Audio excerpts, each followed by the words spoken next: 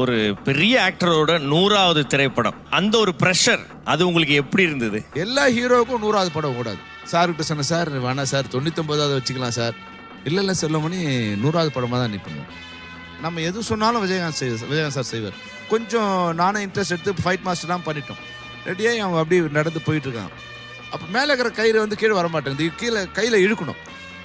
அந்த டிஸ்டன்ஸ் 6 அடி இருக்கு இல்லையா, அது வந்து 10 அடிக்கு ஆகிடுது. அப்போ இவங்க கையில் பிடிச்சி இழுக்கணும். அப்போ ஏறக்கூட தொங்கிட்டு போகிற மாதிரி ஆச்சு. திரும்ப பார்த்தீங்கன்னா கையெல்லாம் அறுத்து ஃபுல்லாக ரத்தம் வரும்.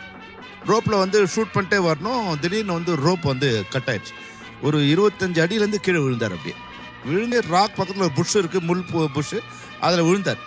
டியூப்லாம் பண்ணும்போது அவர் பல்வேறு விதமான விபத்துகளை சந்திச்சிருக்கார். அப்போது இது மாதிரி வந்து உயிரை கொடுத்து அவர் வந்து அந்த படத்தை நடிச்சார். படத்துக்கு ஒரு இடத்துக்கு போகும்போது 40 கிலோமீட்டர் நாங்கள் நடந்து போனோம். அந்த 40 கிலோமீட்டர் அவர் ரோடு போட்டார். அவர் தான் அந்த படத்துக்கு ப்ரொடியூசரு.